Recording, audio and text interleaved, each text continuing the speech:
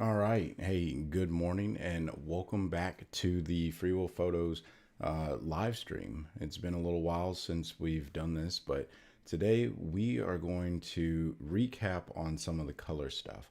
And, I really appreciate those of you who have been sticking by and, supporting the color or the color mini series that, I hosted right here on Free Will Photos. But we are going to dive in. And I see Robert saying good day. So good day to you too, sir.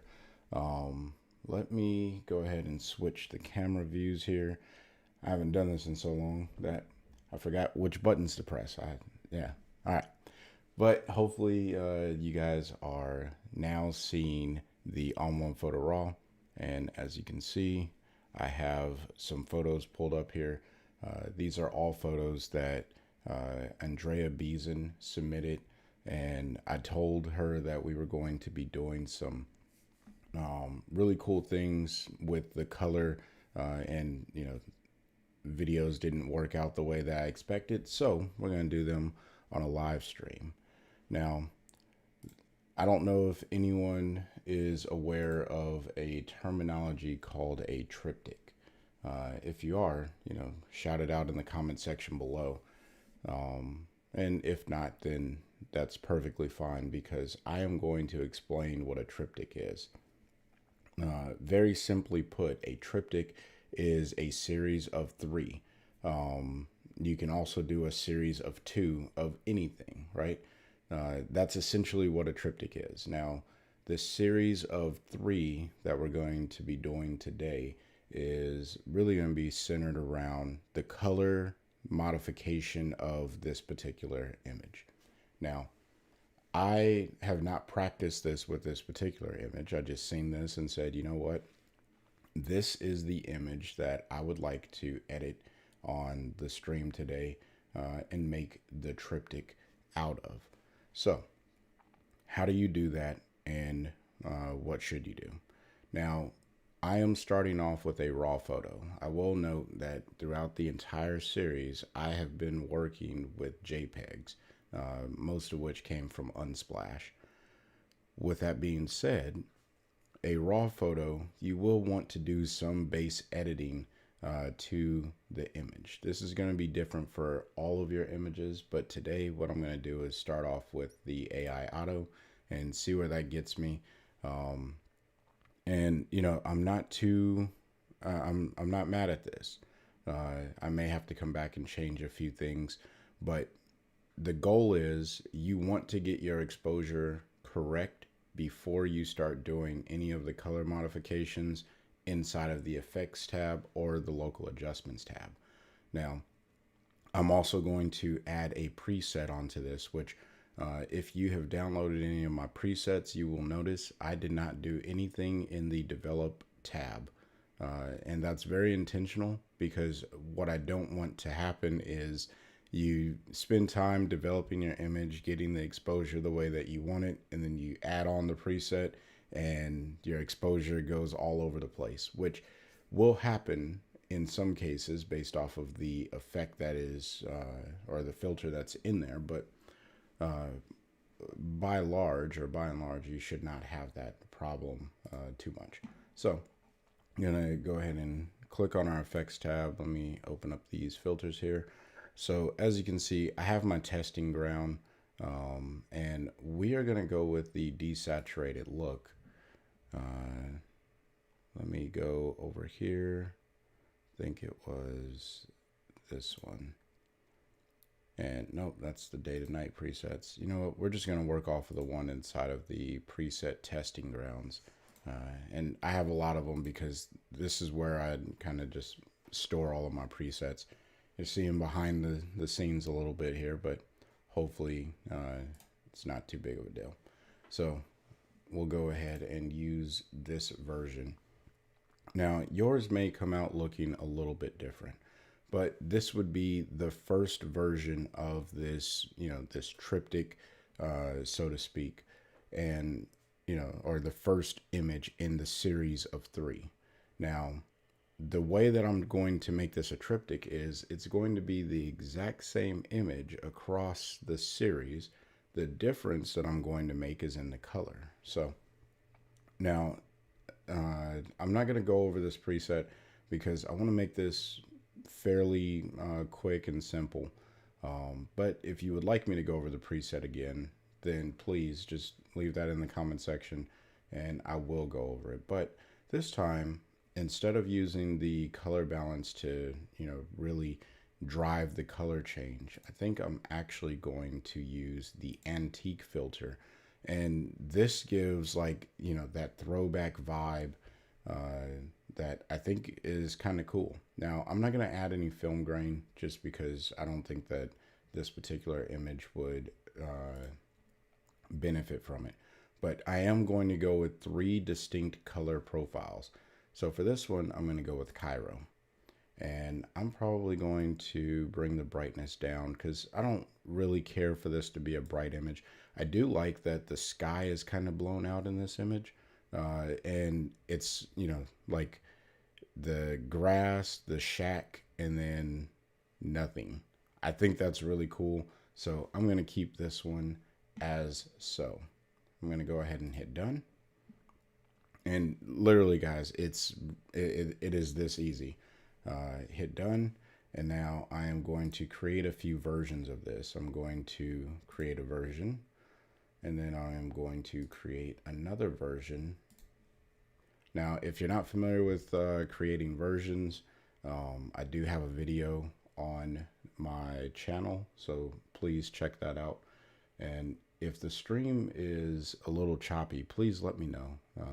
I may have to restart the stream just because I do have this set to 4K, since the software I use to stream is the exact same software that I use to do screen recordings.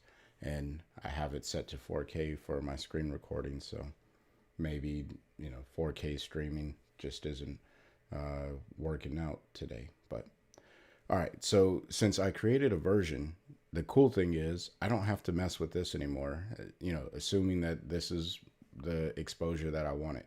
Now you can, and this is 100% a artistic thing, but you can pull down on the exposure. Say you want another image in the triptych to be just a little bit darker than the other one, and that could be the case in some people's taste. And we'll go with this color. Now this one, I feel like maybe it's a little too faded, so I'll pull that one back. And that could have just been because I made the image darker. Oh, thank you, Robert. I appreciate you dropping that out. Outstanding. And so now we'll go into the last image. All right. And the last image, like I said, all I'm going to do here is change the color again. And, for the sake of making this triptych look a little bit different, I'm going to increase the brightness just a little bit just because I decreased the brightness on the last one.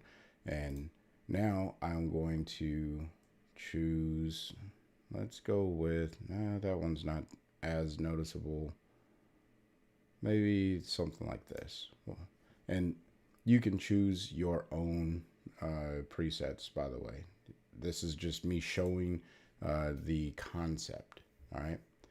Now, I am going to take these 3 images, and in order to make these a triptych, there's a few different ways that you could do this. You could print these as 3 separate, distinct photos, or you can combine these onto one canvas. And that's what we're going to do here today. We're going to combine these onto one canvas. This may be a new concept to you for ON1 Photo Raw. And if it is, awesome, because I get to teach you something new. So what I need is the dimensions of these photos. All right. Now, since it's the exact same photo, which, by the way, you can do a triptych with different photos. You can do 3 different photos, especially if it's a panorama or something where you get the left side of of the scene, the center of the scene, and the right side of the scene, and you want those to be 3 different colors, that's an option, right? However, today we're using the exact same photo for our simple version of a triptych, so to speak. And if you look here, we are at 4,600 by 3,456. So what does that mean?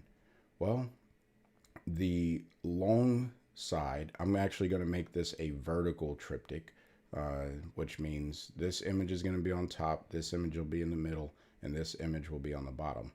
So what I need to do is create a canvas that is 3 times the vertical or the height of the image. All right, so 3456, and I am going to open up my calculator. There it is, because I'm not about to do public math like that. All right, 3456 times 3 equals 10,368. So I'm going to pull this over here just so I don't forget it. Now, to create a canvas, you can hit File, and then you hit New Canvas. All right. And we have our dimensions over here. So I am not going to, and we'll just call this simple trip. Simple trip, guys, simple trip. And I'm going to put it on custom, and I don't want this in inches. I want this set to pixels. All right. And for my width, I want this to stay the same width, which is 4,608. But I need my height to be this 10,368. And you can absolutely do this in Photoshop if that's where you're the most comfortable. But I happen to be here in ON1, and what's the point in going to another program if you have a program that you can work off of? Now, once this opens, I have to load my images as layers. So I'm going to hit the plus icon, and it should open. Yep, opens right inside of the same folder. So I want this one to be on top, and I wonder if I can just, yeah, I can add all 3 at the same time. So I'm just going to hit add as layers, and ON1 is going to do its thinking, its computing stuff, and bring in all 3 of these raw images. Now, the larger your images, the more time it is going to take for this to happen. All right.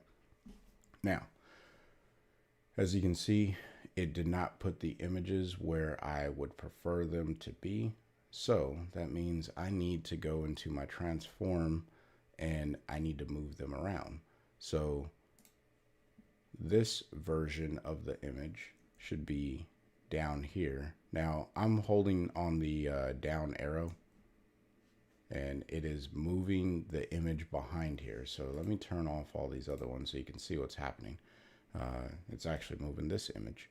So that's going to take way too long. If you hold down shift, I guess shift doesn't work. Thought it did. Maybe it was just in my mind. But you click, you drag that one up to the top, turn this one on. I'm going to click on it. And I'm going to work on the centering piece here in a second. But the middle piece, or the middle image, that's perfectly fine. And now we're going to go with the last image, and I am going to click here. So I am selecting the image. Make sure you are on the layer that you want to move. All right, that's very important. And now I am going to click and drag this all the way down as well. Now, what would do you some good is to potentially crop in on your left and right, just so it makes it easier for you to align images later down the line. And then I'll turn on this one. So, you don't have any issues with dead pixels, because this is not the most efficient software to do things like this in. I'm just showing you that it is possible. So what I'm going to do, let me see if I can adjust my canvas size. So instead of 4,000 by 600, 8, I'm just going to go 4,600. And I don't want to lock the proportions. I want this to still be at 10,368. And I am going to hit apply. And that just cleans up some of the edges there. All right. So now I have my triptych. Now, if for whatever reason you're like, you know what, I think I want to put a border around here, you will have to go into each individual image and select the border, the border filter. I just clicked on it, right? And I'm going to do a simple border because, I think that you guys can really figure out how you want to build your own versions of a triptych inside of here. Now, what you end up with at some point is like this really big gap. And that's where you'll have to do a little bit of math to figure out where your gaps are going to be and how do you compensate for that. But by and large, and this one looks like it is a little off, so I'll bring it up. Let's see how that looks. Yeah, that looks better.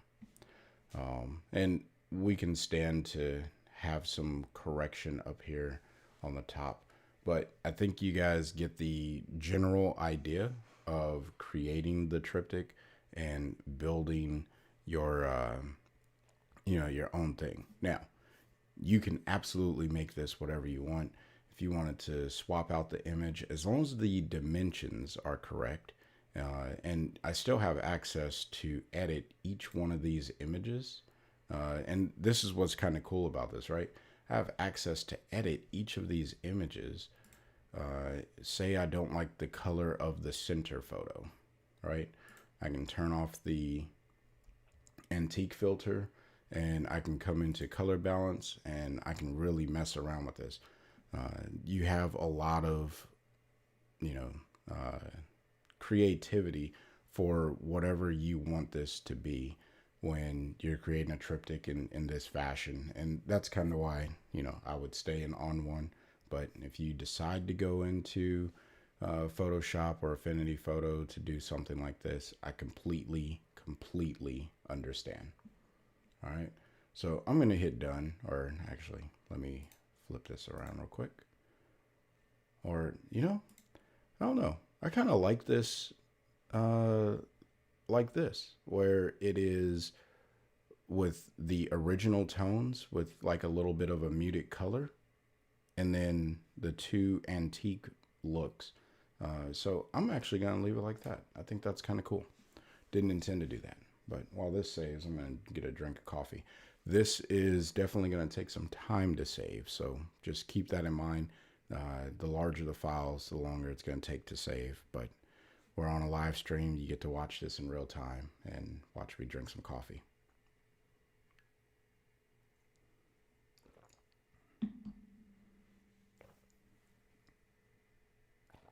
But, while we watch paint dry, let me know in the chat section below or in the comment section, what are you thinking about, the triptychs, or is this something that you would use in your own style? Is there something that you want me to answer about a triptych? Just let me know. All right. And just because that's done saving doesn't mean that you can't leave a comment. I would greatly appreciate that if you did. All right. So now let's go into my sample images. And a few people have asked, and I will answer the question. Yes, I am working on a basic course, and I am also working on building a new website. The challenge that I'll do this. And the challenge that I ran into is the website that I used to have, it worked for client delivery, but it wasn't very good for, the creative space, which is where the majority of you guys are coming from to learn more about the creative space that, or the creative things. So I'm separating the two. This will still be free will photos, and then I am going to figure out what I'm going to do for client work and things of that sort. But moral of the story, yes, I am changing the website. It is not fully functional yet, and I am working on a course as well. Some of these images that you're going to see here today will be incorporated in that course as I was working on it, and just making colorful images matching tones and colors inside of an image, things of that sort. So awesome. Robert said he's going to be experimenting. Yeah, absolutely. I mean, it's all free, other than the time that it takes to do it.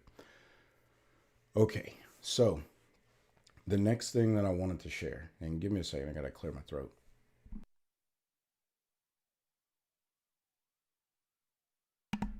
Okay, sorry about that. So the next thing that I wanted to share with you guys today, we're actually going to open up this image of this underwater aquatic area. I think, it's a little messy because where do fishes go to the bathroom? Right there, obviously. But I thought that this was a beautiful image that just needed some enhancement. And you can see starting from the bottom here and moving up. So we have these yellow tone. Oh, you can't see what I see. There we go. Sorry about that. All right. So starting from the bottom here, we have these yellow tones, and it moves all the way up into like these really nice blue tones, and then turquoise, and this really cool sun flare. I thought that this was just a great image to show some color manipulation to. So that's what we're going to do today. We are going to manipulate the colors on this image. All right, minimize or make that a little bit larger for me. So you can do AI auto with JPEGs if that's what you would like to do. And I like that how it brought that out. Maybe a little too much because we are going to change some of the color here. So, and the tonality of the image in the process. So I don't want too much work to be done on the develop side because we are going to jump into the effect side. So the very first thing that I see here is these yellow tones. I'm going to go ahead and smash the add filter, and then I am going to click on, and I keep getting these notifications. I look over to the side and I get notifications that the stream is streaming in 4K, and YouTube is yelling at me, stop streaming in 4K. So, but if it's still working, then we are good to go. Lost my train of thought. I was going to the color adjustment. That's where we're going. And as you've already heard in the mini series, the color adjustment is the tool that you will be using primarily to really up your game when it comes to color enhancement. Because this is where most of your color adjustments live. So I'm going to click the yellow, and I see that that didn't do much of anything. So I'm just going to reset that, and we are going to grab this adjust hue clicker or picker, and I'm going to click right there. No, I meant to click and drag, and it's having a hard time really making those adjustments. Don't know why. So let's up the range.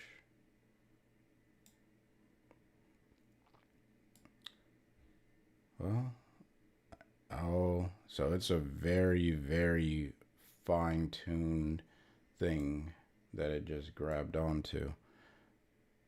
And that is not the color overall. Okay, so when the color adjustment fails, you can do a local adjustment. We're going to go ahead and make our brush a little bit larger. And I think that it's okay to have the flow and opacity up to 100. And we're just going to paint over the areas that we think the enhancement should go. Now, you're not seeing it right now. And that's just because I have the wrong adjustment on there. But that's fine. The way that I would work this is now you can work vibrance, and this is a very valid way of dealing with color internal to ON1 Photo Raw. And I'm going to make this without, excuse me, I'm going to make this without my face on it, so that way you can see down here at the bottom. And then we'll pull up on the saturation just a tad. Now it's starting to glow. I don't like that. Okay. Or you know what? Let's see if by changing the temp. Oh yeah, there we go. Now we're really getting that modification. Okay. And maybe pull back on the vibrance just a little bit and desaturate it. I don't want this to look too crazy fake, right?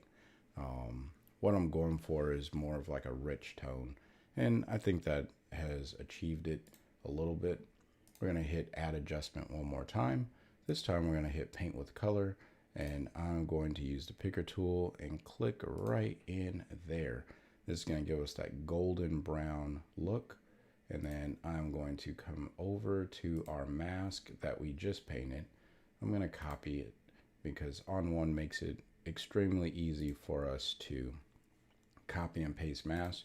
So now I am going to paste it, and I am going to work with probably classic, and then I know it doesn't look great right now. That's because the exposure issue.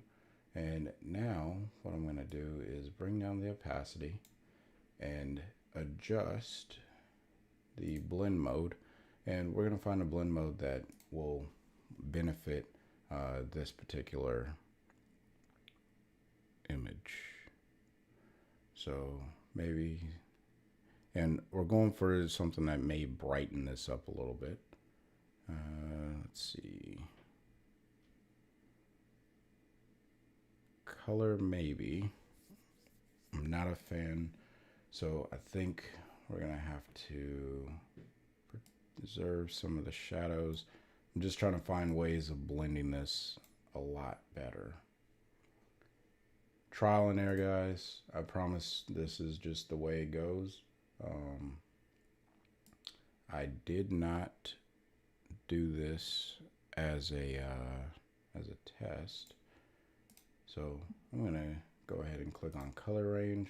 Let's see if we can get a good range sample. Nope, that didn't work. All right, so disregard. Sometimes things just don't work out, you know. Hit cancel and keep on moving. That's how we edit photos. So, all right, next thing that I want to do is really start to get these blues. So let's see if I can get the blues to pop in this image. Again, we're going to come back to color adjustment, and I'm going to hit sky and see what happens. So I like that a little bit, but I think that this should be a little bit more punchy.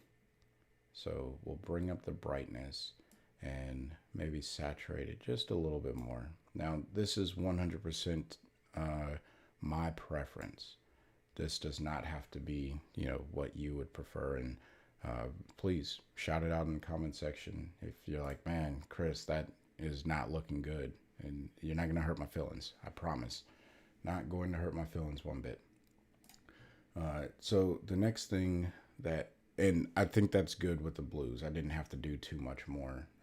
And that's the cool thing about having a preset, right? Sometimes we may get wrapped up in dealing with one microcosm of our edits, and a preset really helps us get through that. I'm going to drop an HDR look on this image, not because I want to do anything crazy down there. And in fact, I'm going to reset that. I don't want all this detail. Yeah, I mean, not right there. All right, I see the like. outstanding. I appreciate it. Showing the love. So I put this on here for the compression piece. And what I want to do is really just bring the tonalities all together. And I think that may work. Let's see. Let's throw a glow on there. Glows looking not too bad. Completely experimenting, by the way. I think I mentioned that before. And then adding in some vibrance. Now that to me is the look that I was kind of going for. It may be a little too strong, so I'll just back off the opacity of the HDR look image. And let's take a before and after look. So this is before, when with no edits on the image whatsoever. And then this is after. It looks very cartoony and animated. And, you know, I think that's kind of what I was going for with this without really knowing that that's where I was going. But I'm thankful for where it is. So we'll go ahead and hit done on that one. Now, hopefully this one doesn't take too long to save. It's just a JPEG with some filters on it. But while it does, it's my routine coffee break.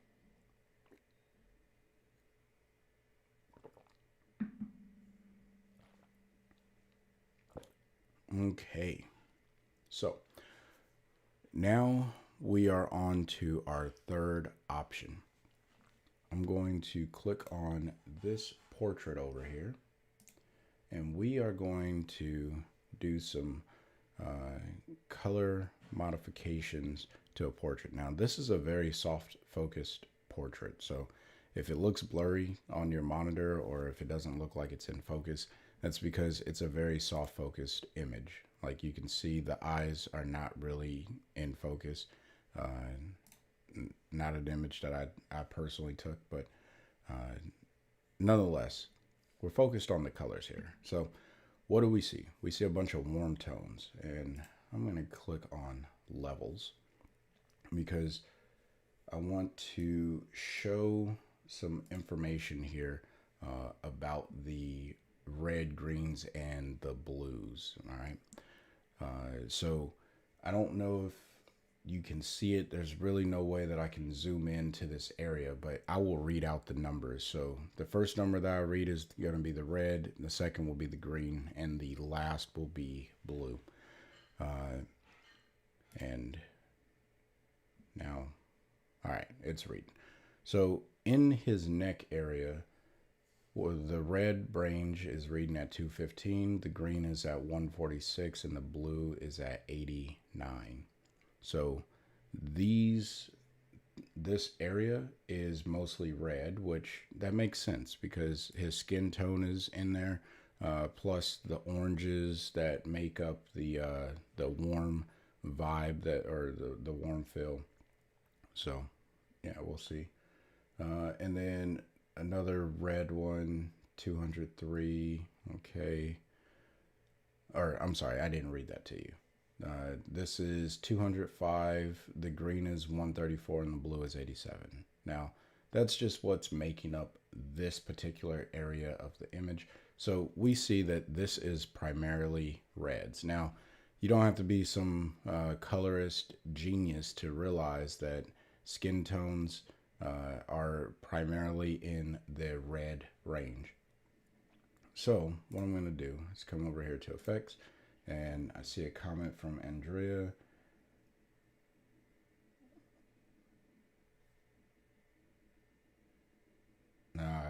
Well, welcome to the stream, and I fully understand being tired, so no need to apologize. I'm excited that you're here. Let's go on to the color adjustment tool again. Again, this is our primary tool, but what I want to do, because his skin, it looks like it's glowing, and yeah, that's cool, maybe, but not the way that I would personally want to do it. So I'm going to pull the red range down just a little bit because I don't need this to affect a whole lot, but I do want to impact his skin. And then I'm just going to click and remove some of that saturation, right? And maybe even darken it. And as you can see, his skin, it went from like this orange tint looking skin. It does look a little bit more pale. So maybe I will bring down the range a little bit. So it's only targeting very specific colors, and I can even darken this even further for just those colors, or you can brighten it, and brightening it has a very interesting effect as well. But the goal here is really just to remove some of that red that was in the skin. So now that's at 221 for the reds, 164 for the greens, and the blues are 128. As you can see, I evened out the blues a little bit more from what it used to be, which the preview on and off will not change the histogram preview. So I can't really tell you because I don't remember what it was in these areas, but the red 209, the blue is at 80 here, the green is at 133. Overall, this is more for the look, right? But the thing that I wanted to show here, and I don't know if I made it clear, is you can look at the skin tone colors to figure out which channel you should primarily focus on, either the red, the green, or the blue, by hovering over the skin and looking under the histogram to see which number is the largest, and just to confirm with the software that what you see in your eye is exactly what's actually the challenge in the image overall. Now, we're going to go ahead and take this image just a little bit further because that is what I like to do. So I am going to duplicate this, and anytime I duplicate this, I think you guys know where I'm going, which means I am going to do a AI auto or AI mask, whatever, not AI auto. And I'm going to cut out our subject here because I want to manipulate the background independent of our subject. Now, I'm not going to do the greatest job at the selection here. Whatever AI auto picks up the first time, that's what I'm going with, because you can absolutely spend some time refining your mask as much as you possibly can, but I'm not going to do that here today. Not in this instance, at least. So, and I think, I haven't rehearsed this or anything, but I think it does a good job, or it will do a good job, which it did. There's some issues over here on the left, but that's all right. I'm gonna just hit done, and we are going to roll on. All right. So now that I have my subject separate from the background, right? So if I were to turn off this, you have your background, and then there's the subject on it. What I want to do is edit just my background. So I am going to turn off my subject layer, and I'm going to get rid of that as well. And we will add a texture over this background because I think adding textures is really cool, and we don't do it enough. Now, I'm going to add some bokeh lights in the background, and we'll see where this goes, but I think those might actually be pretty good. And I'll make the opacity even bigger because I don't really need to see what's going on in the background. And it's okay if it's covering the subject's face right now because we have a second layer where he's cut out. Obviously does not look very realistic right now because I didn't do a good job at cutting him out, but this is for color purposes. I didn't want to show you selection purposes and intentionally, or as specifically. So the cool thing about the texture layer is you get to transform the color of whatever the item is. Now, if you remember from my latest video, you have the opportunity to get a hex code by using the Adobe Color website, and you can get whatever color bokeh that you want. Now, I'm just going to go with some of the colors that I already have here on the swatch. So I'll go with this blue, which I think it was already blue when I originally selected it. So that's going to be my first one. I'm going to add another filter, add another texture filter, go back to, forgot category and photographic, and I'm going to select a different type of bokeh this time, and we'll go with this bigger bokeh looking thing, right? So if I were to turn this one off, and I guess now would be a good time to remind you that renaming small, how do you spell bokeh? B-O-K-E-H. Small bokeh, and then I'm gonna make this one large bokeh. So, if you're ever going back and trying to figure out, okay, where's my large bokeh, where's the small bokeh? But now I'm going to hit colorize again, and you get like this red spotlight. So where, that Adobe Color website really comes in is you can select a color scheme where you're like, okay, I want blue and yellow, right? And those colors, they just go well together. And now I'm like, okay, well, I have the blue going on here, and that's kind of cool, but it's starting to get a little washed out because this one is on top. How do I make that, kind of work together? Well, you can scale this one up so it becomes more like a flare, so to speak. And one thing that I didn't do that I probably should have done is I should have started with, yet again, another texture layer. This time I am going to bring this to the bottom, and we are going to call this base color. Now, this is going to be the color layer that everything is kind of like where the palette is being built off of. For this one, I think it's under fabric. I gotta find the one that I like to use. I think we could go with veil. And instead of subtle, you want to go with replace or normal. Now, I'm going to go with replace. I'm going to pull the opacity all the way up. This gives us a full-on background. Now, you don't have to pull the opacity all the way up. This is just going to be 100% up to you on how you want to deal with that. And then you can colorize this as well. And I will make this maybe, let's go with, we'll go with orange. Why not? Just let's have some fun, right?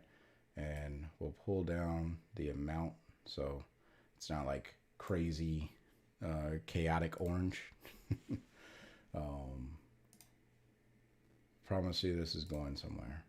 And hopefully, you can see the potential in being able to build up all of these texture layers and then colorizing them, transforming the layer, because, I think the texture module gets overlooked a lot because you can do a lot of really cool things. You can just walk around in a park and take pictures of trees and leaves and upload those as textures, and then having the ability to change the tone, the color, and then even to be able to colorize. And, there's just, I really do believe that the skies or the possibilities are endless on this. But I digress, and I'm on the large bokeh.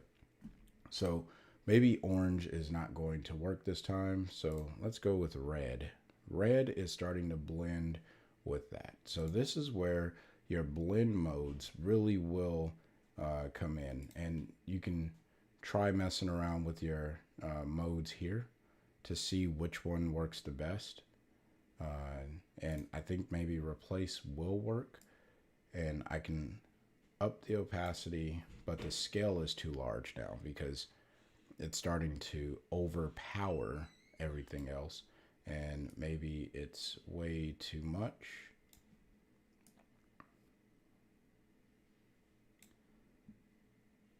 And who knows, maybe this is just too big of a bokeh um, ball overall. But let's see how it's looking. So obviously, I get it. The mask here could be better, and that is kind of bothering me because I don't want to teach you guys something and then it's just not working. So let me clean this up a tad bit.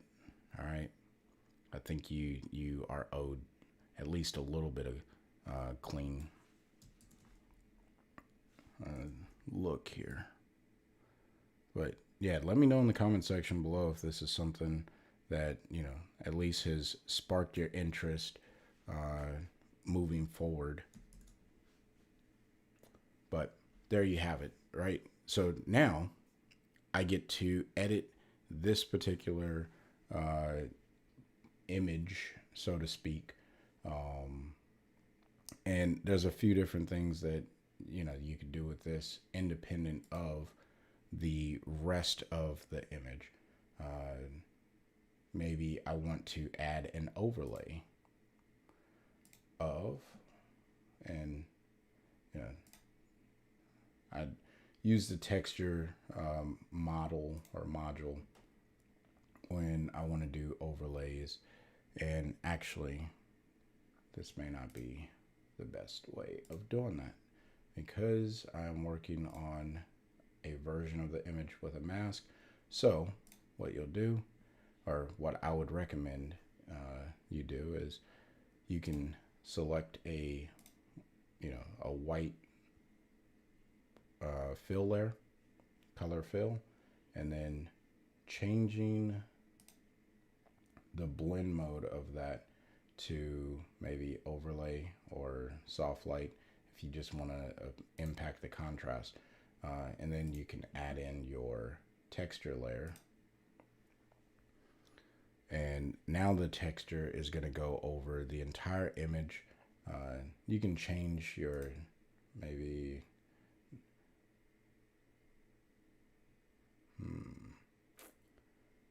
we can go with, no.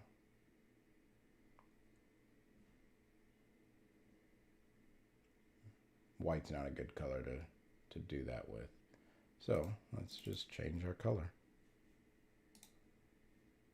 One of these, edit color fill. Sorry that this is not going. There we go. Let's put that color in there. All right, so now we're seeing this, and you can bring down your opacity.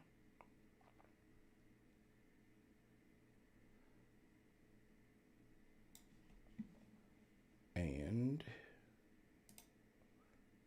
we can just mess around.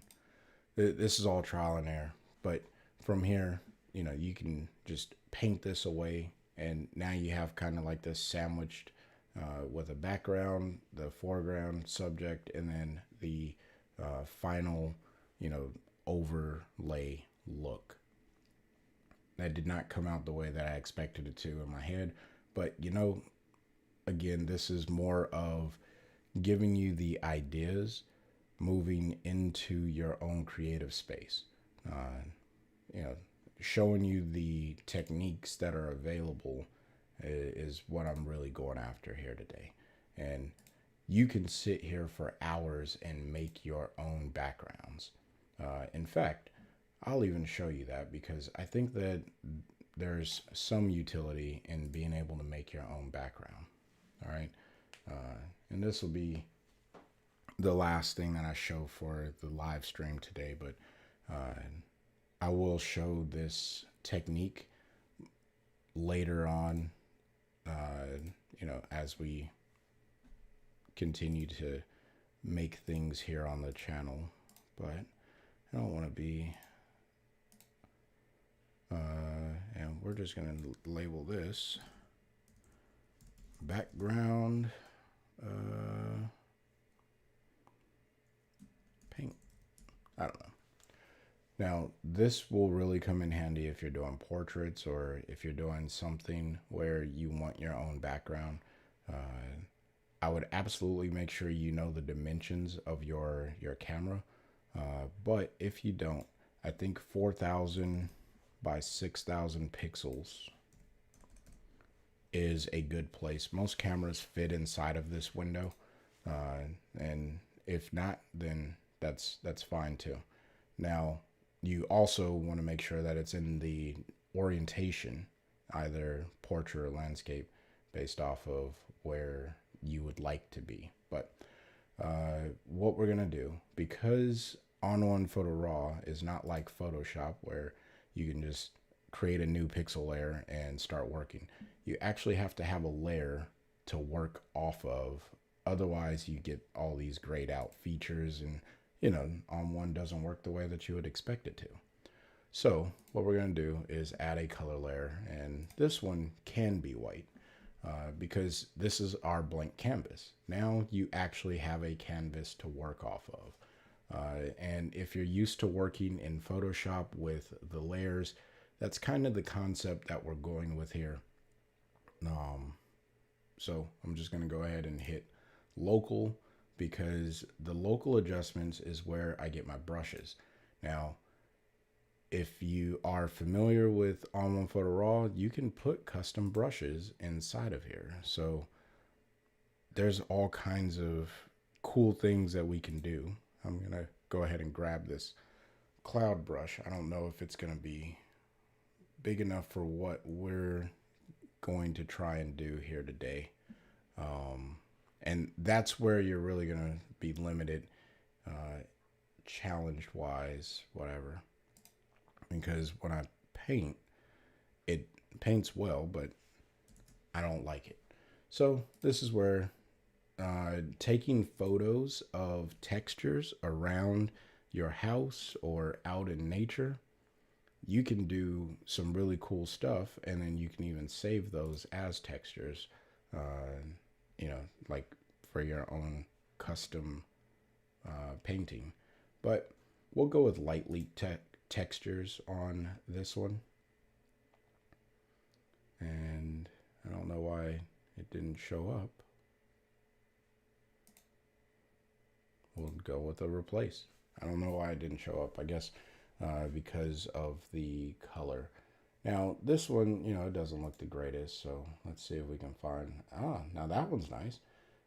And, you can use that as a background, maybe. Pull down the opacity a little bit, so, it's like just subtly back there. Awesome, Robert. I'm excited to hear that, you're going to go and try some of these things. And, now let's just add another photo. And maybe we want to add in all these photos again by Andrea Beeson. Let's go back to,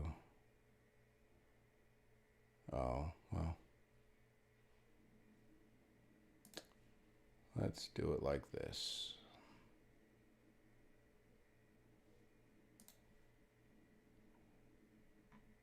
I have these photos saved in a different portion of my hard drive. That's why I'm kind of trying to figure out how to get to some of those images.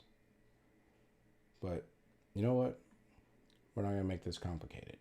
We're going to grab this boat right here. I'm going to add this as a layer. And now that it is added, we're going to use our handy dandy AI auto tool.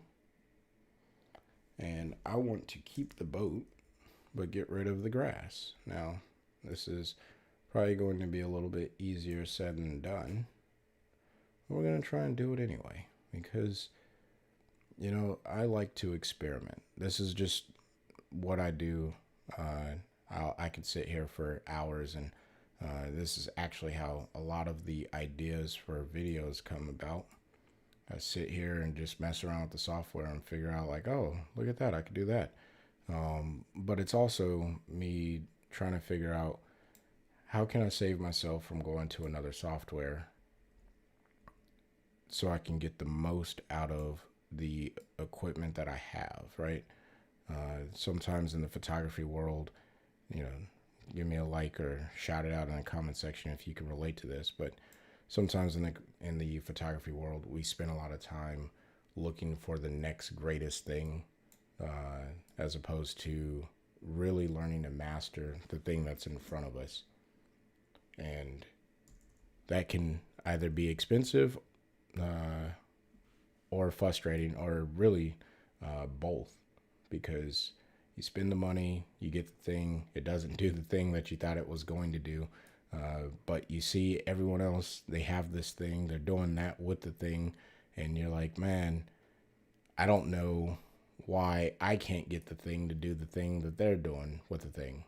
And I said thing a bunch of times, but I think you get the point, right? So that's what I do with ON1. Invested the money and get in the software. Might as well try and do as much inside of it as I possibly can.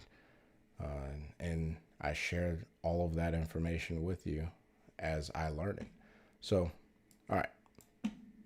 Now that we have our boat isolated on its own layer, you know, that's pretty rugged there and rustic. Let's see if I can just feather that. And oh yeah, that looks actually kind of cool, right? So we can put this maybe down here. Am I in the transform? Why don't I see the transform tools? Okay, because I was not looking in the right area for transform. Let's scale this up. I think that would be cool. Maybe scale it and do a little bit of a rotation like that. And maybe just pull that down some more. Yeah, something like that. Okay, so we'll go ahead and apply that, and we'll go back over here. So now let's see, what else can we add to this? We have our background, and now maybe we throw in a local adjustment layer. Go back to our background. This is one of the other things with ON1. Sometimes when stuff starts to build, you get lost in where you are. That's a little bit of a challenge, I can imagine. I know it is for me, at least. But, you know, let's go ahead and throw in some birds. I see this is like a popular thing. Everyone's throwing in birds to their photos and stuff. So let's throw one in for ourselves. There's a little birdie. I guess it's a pretty big bird relative to the rest of the image. And we'll do another one. Make it a little bit smaller for perspective. And they all just happen to be at the same stride. And you know what would be really fun? I think let's add another adjustment layer. And this time we are going to add in a moon. Because why not? It doesn't have to make the most sense. It just has to be our own creation, right? I will make the moon look like a moon, so I'll go with a gray. And oh, what just happened? Is it at its largest size? No, it, now it is. All right, so we'll click there. Oh yeah. And now let's move the moon behind the birds. So the bird is on top of the moon. Okay, we got something going here. We got something going here, guys. Got something going here. Let's see if we can keep it going.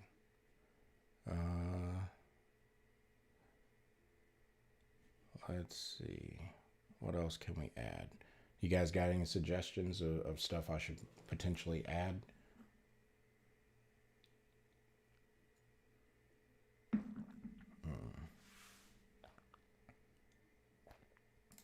And it can be, almost anything as long as it's appropriate. Let's add a car. There we go. Let's add a car.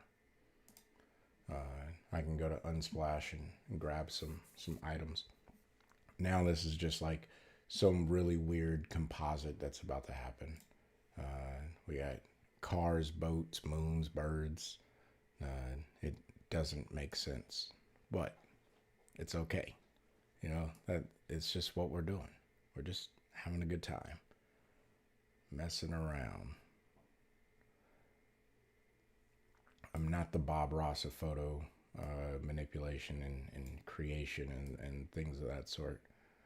I can't just imagine some things. Sometimes I have to be inspired to do it, but my inspiration, as some of you may be able to imagine, or at least relate to, is inspiration comes and goes, and sometimes you get inspired, but you just don't know how to do what it is that you're inspired to do.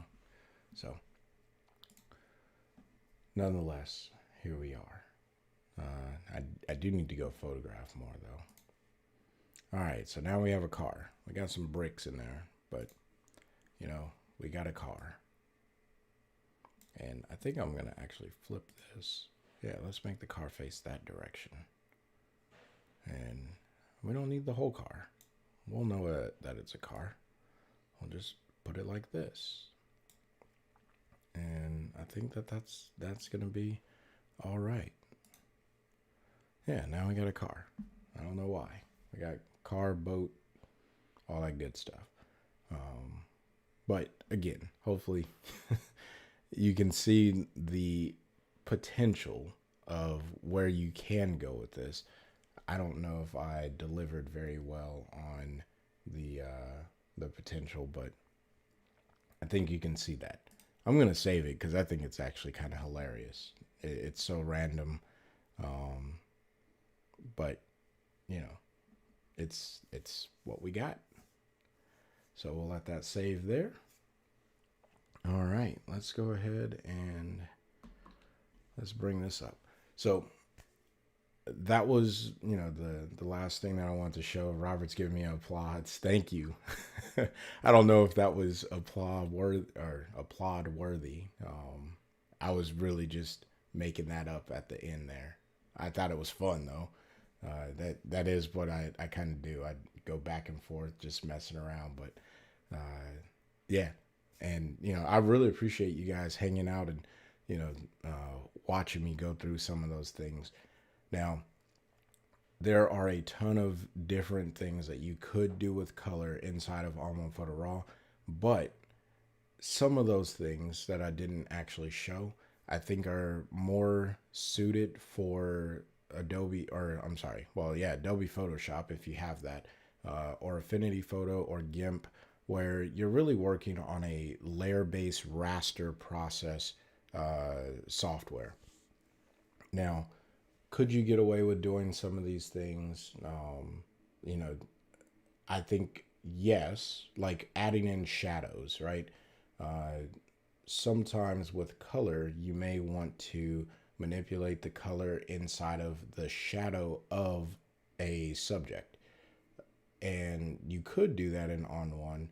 I'm not 100% sure if that is something that I would do in ON1. And what I mean by that is if I have a light source and my subject on the opposite side of my subject from the light, that's where the shadows exist, right? That's just how light works. If I wanted the shadow to be a different color than my light source, let's say my light source is green and I want to make my shadows red, because that's, just a creative way of dealing with color, you could absolutely do that. I just believe that it's a lot easier to do inside of Photoshop or Affinity Photo than it is in ON1 because of the layer based challenges that we face. Now, for overall image processing, I would start with ON1 Photo Raw and get the color palette that you really want. But when you want to do the modified color, like special effects or any type of special effects with color, then that's when I recommend you go into a different program. One, it's going to work a lot better, I think. But two, your sanity, right? We should not spend so much time trying to tweak things that we lose our creative edge. That's definitely a personal opinion. Let me know in the comment section below if you agree with that opinion. And it's okay if you don't, right? I'm not going to shame you for not agreeing with me. That's not my style. But that's what I believe. We should not spend so much time that we lose our creative ideas and edge trying to micro tweak things. But at the same time, there's some comfort in finding the time to take to build our images and manipulate those the way that we would like them to be. So it's a balance, though. I think that it's a balance. Take your time, but don't take too much time. So with that being said, this does conclude the Creative Color mini-series. Now, next month, and I guess that really starts tomorrow, but next month, and starting throughout the next week, we're going to be looking at ON1, but I'm going to start looking at branching into other photo editing programs. So Affinity Photo, that's something, we looked at here on the stream before, but we're also going to go into Luminar AI. Now, you don't have to have these softwares. I am going to show some very specific things inside of like Luminar with the AI features, which I think are awesome. I think that they allow us to build images that would usually take a lot longer. And, going back to the time versus creativity mindset, I really do appreciate the AI features that are inside of Luminar, even inside of ON1. And, I think that that's where Adobe is falling behind, but I'm not going to go into that. Nonetheless, I do want to show that once you get a base edit, and even maybe an intermediate edit where you've modified the colors and tones, and now you just want to go a little bit further with your creativity with an image, and this is where composites work. So I will be showing more of the composite type of photo editing throughout the month of August. And, hopefully that resonates with you. So it won't be all ON1 specific tutorials.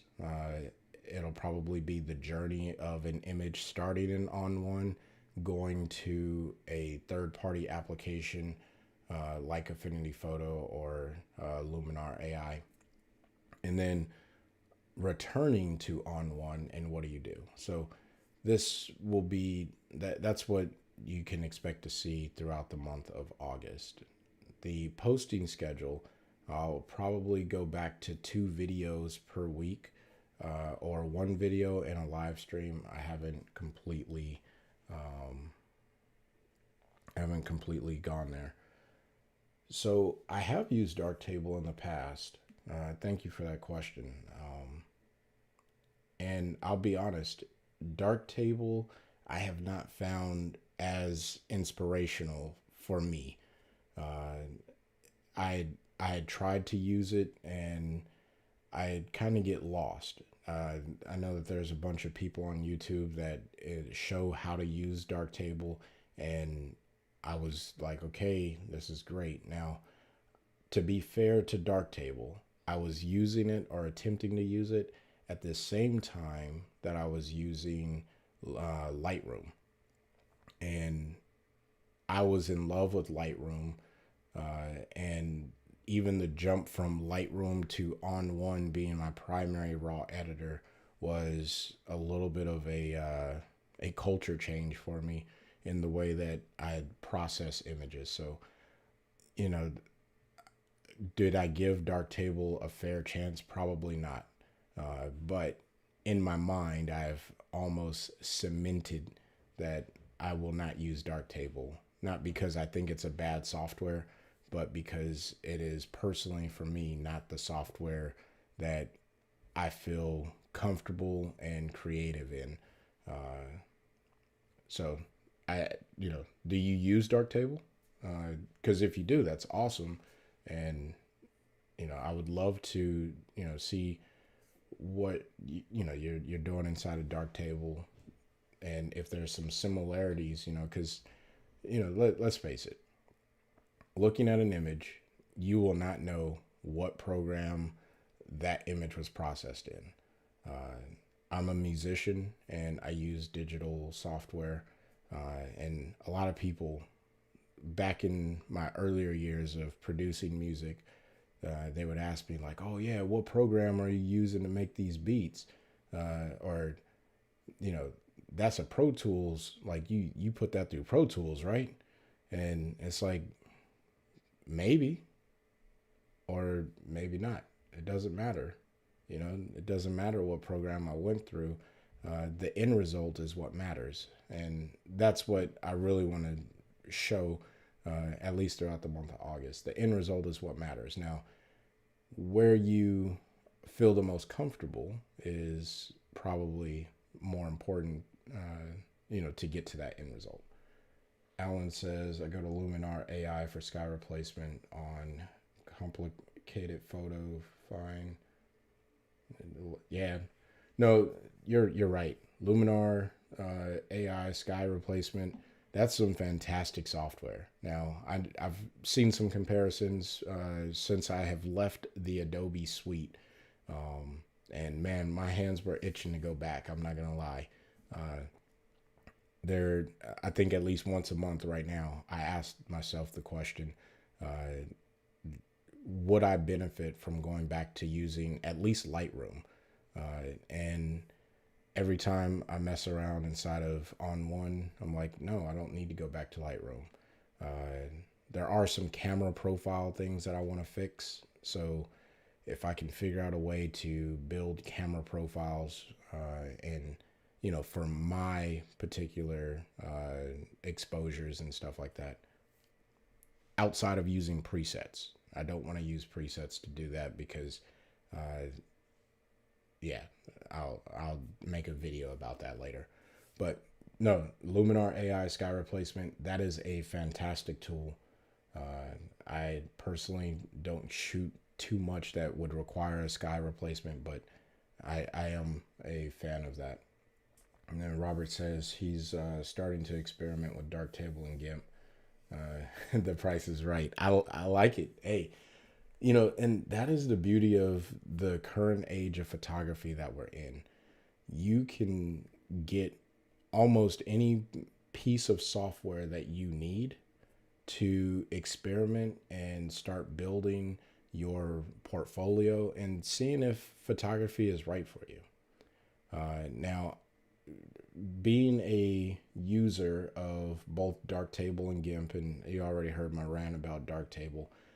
GIMP was actually a little worse than Darktable for me because coming from Photoshop, some things just didn't work for me the way that I expected, right?